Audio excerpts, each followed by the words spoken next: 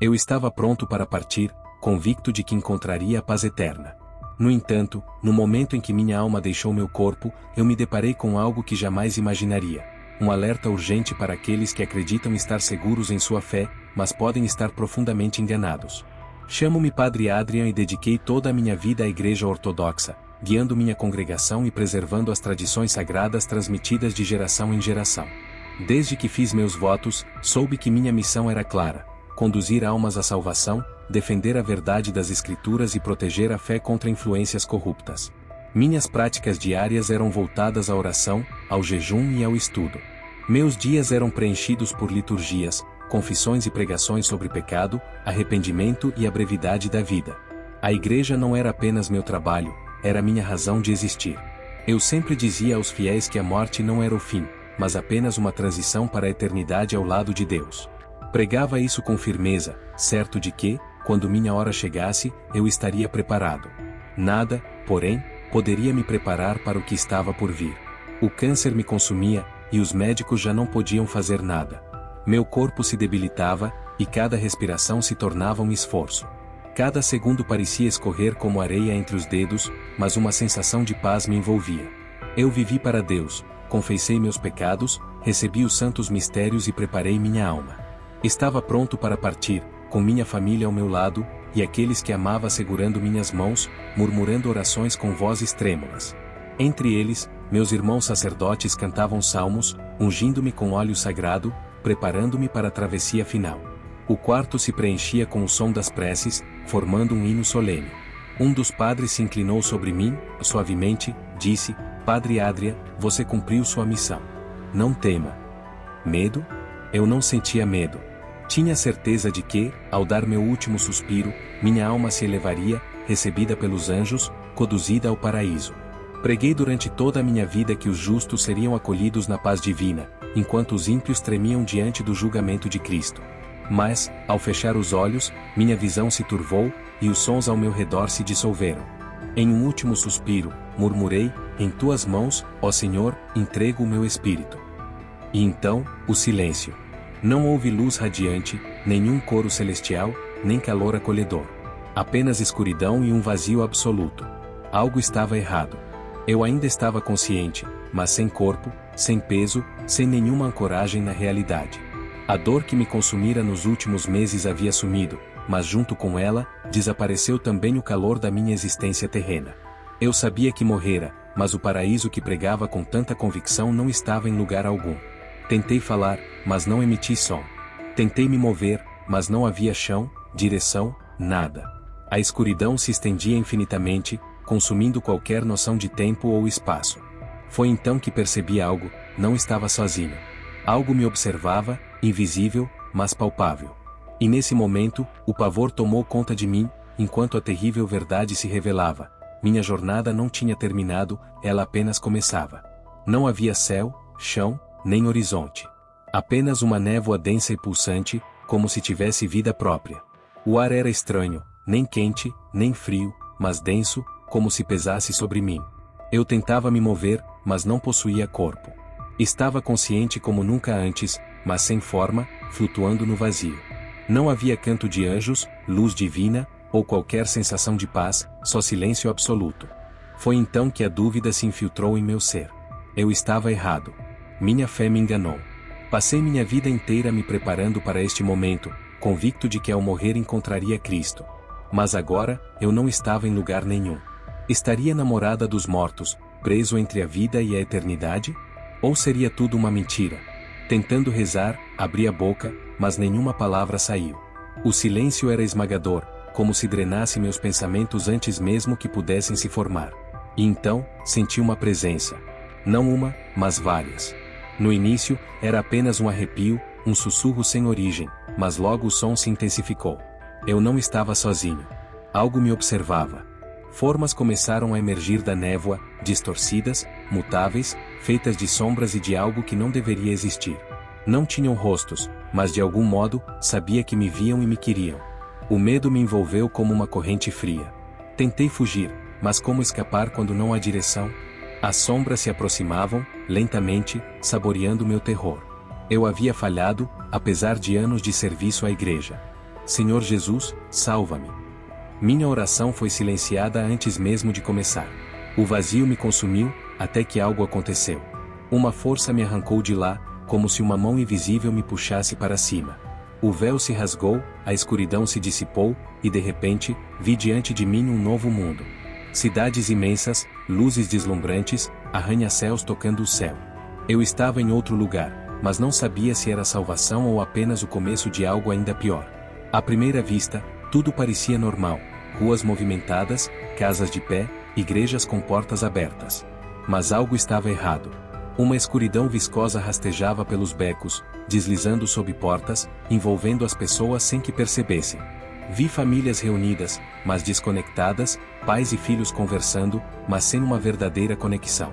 Seus rostos brilhavam à luz fria das telas, suas mentes presas em distrações vazias, sonâmbulos, cegos para as correntes que os prendiam. A escuridão sussurrava, e eles a ouviam, sem saber. Meus olhos se voltaram para as igrejas. Algumas estavam vazias, com portas trancadas, bancos empoeirados, altares esquecidos. Eram locais que, outrora, eram refúgios de fé, mas agora pareciam sepulcros abandonados. E as igrejas cheias eram ainda mais perturbadoras. À primeira vista, pareciam vibrantes, congregações lotadas, louvores ecoando, pregadores entusiasmados. Mas logo percebi a verdade: a escuridão também estava ali. Muitos sacerdotes já não pregavam o evangelho. Em vez disso, falavam de mensagens de conforto e autoajuda, prometiam amor, mas ignoravam o pecado. Suas palavras eram polidas, cuidadosas, feitas para agradar, não para transformar. Evitar a verdade para não causar desconforto se tornou comum, e o povo gostava disso. Vi grandes multidões se balançando ao som da música, com as mãos erguidas e os olhos fechados, mas a adoração era vazia, uma performance emocional sem profundidade. A presença de Deus estava ausente, mas ninguém parecia perceber. Igrejas que antes defendiam a fé agora temiam desagradar ao mundo, aceitavam o que antes era repudiado, distorcendo as escrituras para atender aos desejos humanos. Trocaram santidade por relevância, obediência por aceitação. Pregadores que antes falavam com coragem, agora se calavam. As igrejas se transformaram em centros de entretenimento, onde o evangelho foi reduzido a um slogan inofensivo. E o pior de tudo é que as pessoas estavam satisfeitas com isso, tinham exatamente o que queriam, uma fé que não exigia nada delas. Então, uma voz ecoou pela visão, profunda e triste: eles me oram com os lábios, mas seus corações estão distantes de mim. Um arrepio percorreu minha alma. Será que eu também estava cego a tudo isso? Passei minha vida inteira protegendo as tradições, preservando a forma da fé, mas falhei em perceber sua lenta decadência. Confundi o ritual com o relacionamento. O peso dessa verdade me esmagou. Senhor, ainda há esperança? A visão se transformou, e mesmo na escuridão, vi pequenos grupos se reunindo secretamente, em casas discretas e igrejas subterrâneas, lugares onde ainda se orava com fervor. Eram poucos, mas sua fé era genuína. Não buscavam uma versão moldada de Cristo para agradar ao mundo. Queriam a verdade, embora estivessem sendo perseguidos, expulsos e silenciados. Mesmo assim, não desistiam. Meus olhos se encheram de lágrimas. Eu precisava avisá-los, precisava contar o que havia visto. A visão vacilou e algo me puxou para cima, para algo maior e radiante. Foi então que o vi. Fiquei paralisado diante de uma cena nítida e clara. As igrejas ainda estavam lá, com suas estruturas intactas, portas abertas, mas algo essencial faltava: a presença de Deus. Não estava ali. Vi catedrais grandiosas, mega-igrejas lotadas, multidões aplaudindo, dançando e cantando, mas tudo era vazio. As vozes eram altas, mas os corações estavam distantes. A adoração se tornará um espetáculo, emocionante e teatral, mas sem santidade. Não havia arrependimento, nem quebrantamento, nem reverência. Os pregadores falavam com carisma, dominavam os palcos, encantavam suas plateias, mas suas palavras não tinham peso. Eram artistas, não pastores. Não chamavam os homens ao arrependimento, ao sacrifício, à cruz. Ofereciam mensagens agradáveis, projetadas para confortar, mas não para transformar. Falavam de prosperidade, felicidade e autoajuda, mas evitavam a verdade sobre santidade, renúncia e juízo. Então vi templos antigos onde séculos de tradição ainda eram preservados. Homens de vestes ornamentadas ainda conduziam os ritos, ainda entoavam orações, ainda queimavam incenso, mas algo estava morto neles. Os rituais permaneciam, mas o fogo havia se apagado. Recitavam as palavras, mas não as viviam. E o pior, muitas igrejas nem se davam mais ao trabalho de esconder que haviam abandonado a verdade bíblica. A visão se tornou mais clara, o que antes eu conhecia como fé, agora parecia irreconhecível. Algumas igrejas se tornaram indistinguíveis do mundo. Já não pregavam mais arrependimento ou salvação, apenas o que era confortável, popular e fácil de aceitar. Vi pastores dizendo que o pecado era relativo, que Deus aceitava a todos sem exigir mudança. Pregavam uma graça barata que não libertava, apenas acomodava. Outras igrejas distorcidas pregavam mensagens onde a cruz de Cristo, seu sacrifício e o sangue derramado pelos nossos pecados, simplesmente não eram mencionados. Em vez disso, vendiam uma mensagem de amor próprio, sucesso e realização pessoal. Deus não era mais visto como o Senhor soberano, mas como uma ferramenta para alcançar riqueza, poder e influência. Essas igrejas não eram mais templos de fé, eram negócios. Seus líderes não eram pastores, mas comerciantes, vendendo uma versão de Jesus que não exigia nada de ninguém. A visão se tornou ainda mais nítida, e então os vi, os líderes, os sacerdotes, os pastores. Homens que um dia defenderam a verdade, mas que agora haviam se comprometido. Alguns começaram com zelo, com fogo nos olhos quando eram jovens, dispostos a guiar almas à salvação, mas, com o tempo, algo mudou. Para alguns, foi o dinheiro. Suas mensagens começaram a se moldar às doações, ao sucesso, que passou a ser medido pelo tamanho da igreja, pela quantidade de seguidores, pelo prestígio adquirido. Para outros, foi o poder. Eles buscavam a aprovação de políticos e celebridades, mais do que temer a Deus, temiam perder sua influência. Vi pastores, que antes pregavam com coragem, diluindo suas palavras para não ofender os poderosos. Vi bispos que, antes, defendiam as Escrituras, agora apertando as mãos de líderes mundanos, permitindo que seus sermões fossem moldados pelas tendências passageiras, e não pela verdade eterna de Deus. Alguns abandonaram completamente a fé, mas continuaram nos púlpitos, vestindo suas roupas de líderes e proclamando o nome de Jesus, mas já não o conheciam. Vi-os fazendo alianças com o mundo, abraçando ideologias que iam contra os ensinamentos divinos, justificando isso como uma busca por unidade, inclusão ou progresso, mas no fundo era medo. Medo de serem odiados, medo de perderem status, medo de sofrer por defender a verdade. Então, cederam, e ao fazer isso, suas igrejas cresceram. Mas cresceram no engano. Quanto mais agradavam ao mundo, mais pessoas lotavam seus templos, e o inimigo sorria, satisfeito.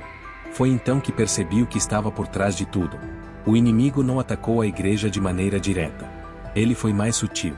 Se infiltrou. Vi forças demoníacas sussurrando nos ouvidos dos pregadores, distorcendo suas palavras e convencendo-os de que estavam fazendo o bem, quando na realidade estavam conduzindo almas à perdição. Vi igrejas que antes eram fortalezas da fé agora apodrecendo por dentro. O inimigo não precisou derrubá-las, bastou torná-las mornas, confortáveis e mundanas. À medida que se afastavam da verdade, nem percebiam que haviam caído. Continuavam se chamando cristãos, levantando as mãos em adoração, pregando em nome de Jesus, mas Jesus não estava mais lá. Eles pensavam que estavam vivos, mas a voz do Senhor ecoou: eles estão mortos. Senti uma dor profunda. Passei minha vida acreditando que enquanto preservássemos as tradições, enquanto nos apegássemos às formas exteriores da fé, a igreja permaneceria firme. Mas agora eu vi a verdade. O inimigo não atacou os templos, ele atacou os corações. Fez com que as pessoas se sentissem seguras enquanto se afogavam no engano. De joelhos, clamei: Senhor, ainda há esperança? O vazio me envolveu. As sombras se aproximavam, o sussurro se intensificava e o peso da escuridão esmagava minha alma. Nunca senti tanto desespero. Nunca, em todos os meus anos servindo a Deus, imaginei um vazio tão absoluto. Era esse o destino dos enganados? Era esse o lugar reservado para aqueles que honraram a Deus com os lábios, mas não com o coração? Tentei gritar, mas minha voz se perdeu no nada. Então, uma luz apareceu. Não era a luz fraca das velas nas igrejas, nem as luzes artificiais e frias do mundo. Era uma luz viva. Ela explodiu no vazio com tanta força que a escuridão tremeu. Os sussurros cessaram, as sombras recuaram, e pela primeira vez, desde que deixei meu corpo, senti algo como um sopro de vida retornando a mim. A luz cresceu mais forte, mais intensa, mais pura, até que o vi. Jesus. Glorioso. Radiante. E tudo mudou. Fiquei paralisado diante dele. Sua presença era imensurável, como fogo e santidade, amor e autoridade ao mesmo tempo. Caí de joelhos, não conseguia encará-lo. Seu brilho era intenso demais. Eu havia pregado o seu nome, defendido seus ensinamentos, segurado o cálice em memória de seu sacrifício. Passei minha vida servindo a ele, mas agora, diante dele, percebi a verdade. Nunca o conheci verdadeiramente. Cada dúvida, cada falha, cada momento de devoção vazia estava exposto. Sem desculpas, sem títulos, sem tradições para me esconder. Restava apenas a verdade. Então, ele falou. Sua voz não era alta, mas abalou todo o meu ser. Não era enérgica, mas atraía a atenção de toda a criação. Você me serviu em meu nome, mas realmente me conhece? As palavras dele me atingiram como um trovão. Passei a vida inteira defendendo tradições, guiando fiéis, recitando orações, guardando os sacramentos, alertando sobre o pecado. Mas não era o suficiente. Eu não havia feito o que era certo. Abri a boca para responder, mas nada saiu. No fundo, eu já sabia a resposta. Eu sabia sobre Jesus, mas será que realmente o conhecia? Foquei tanto nos rituais que esqueci para quem eles apontavam. Honrei seu nome com os lábios, mas será que busquei seu coração? Preguei sobre sua presença, mas será que um dia realmente entrei nela? Lágrimas arderam nos meus olhos. Jesus me olhava, mas não havia raiva em seu olhar, apenas tristeza. Não pela minha falta, mas por aquilo que eu perdi. Ele disse, muitos me servem com palavras e tradições, mas seus corações estão longe de mim. Falam de mim, mas não me buscam. Me oram com os lábios, mas não me conhecem. Eu sempre soube dessas palavras. Jesus as proferiu aos fariseus, os líderes religiosos de sua época. Sempre pensei que elas se aplicavam a outros, aos falsos mestres, aos corruptos, aos enganadores. Mas agora, eu percebia que aquelas palavras eram para mim e para muitos dentro da igreja. Jesus levantou a mão e a visão se renovou. Vi as igrejas novamente, mas desta vez, através dos seus olhos.